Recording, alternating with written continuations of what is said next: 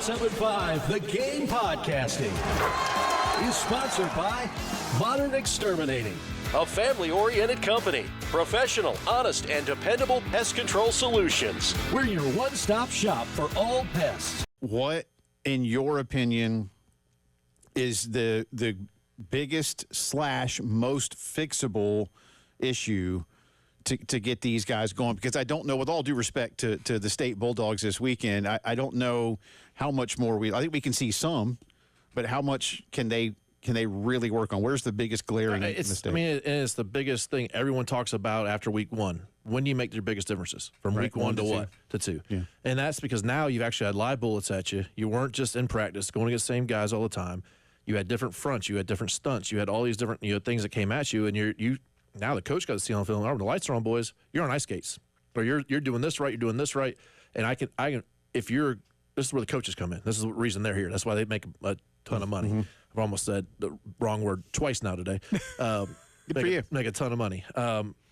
They sit them down, go to film, and they watch every daggone step they make, every 6-inch step they make, every time they're on their heels, every this and that. And it's can you fix it or not? If you can't fix it, next guy's up.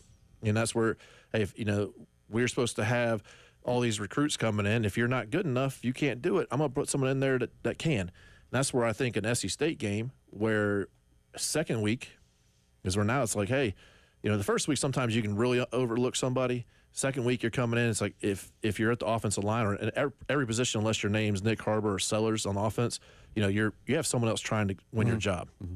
So that's like, hey, this is a game where I still got to earn my spot, earn my keep at this spot. So it's right now is what they're doing right this second until game time, trying to get better, and it can be. It's a lot of it's fixable because it was either missed assignments or the pad level on some of those were just ridiculous. The guys are getting under them and just pushing them back, and it's coachable. But is this who you are, or is it something that you can fix? A lot of you were concerned, disappointed, other things about offensive line play, despite a double-digit win on Sunday. But here is Shane on his and the coach's review of the offensive line's play. It was.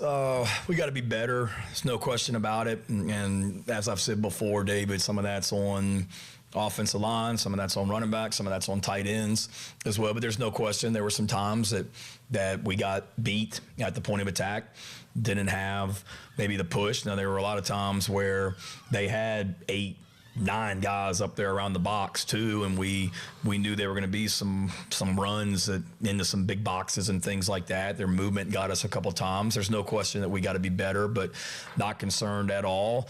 It was Rodney Newsom's first time playing in a Gamecock uniform. It was Boaz Stanley's first time playing in a Gamecock uniform. Tro didn't play a ton for us last year. Marquis, same thing. So you got a lot of guys that were out there for the first time, and they will be better going forward, and we'll continue to do a great job as coaches of helping those guys also. But, let's not lose sight. I think we were 4th in the SEC last year in rushing as well, so it's not like we've just gotten the crap kicked out of us in the run game. We ran the ball pretty damn good last year too, and we can't just say, well, that was all Lenore Sellers. We ran it pretty good. I can remember a lot of 3rd and 1s and 4th and 1s where we had explosive touchdown runs where we handed it to a running back and he rolled up through there, whether it be LSU, A&M, whoever it might be. So we ain't starting that freaking narrative again this year. And I'm not talking to you. I'm just we can run the ball around here, and we're going to. They needed it for the psyche of the program. They needed that big play to happen. So there it is, and then you want to go do it again. Yes. So the whole with Harbor, I mean, wasn't a coming out party at all, right. But it's more of a confidence building party is what I think just happened there. That play alone, seeing the joy between him and Sellers, celebrating that, knowing this is what we're supposed to be happening the whole time was great. I think he had a play earlier in the game, which was like a 12, 15-yard out route. Mm-hmm.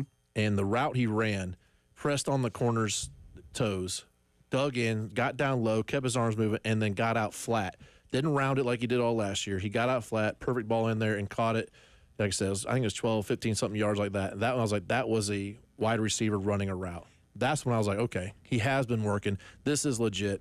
Now the drop, hopefully he shook that off and got there because that was could have been a huge play there too. Yeah. But like I said, that was the moment. Even the touchdown that was not called a touchdown, He'll learn from that. Try to get the other Paul on it. Was that a touchdown?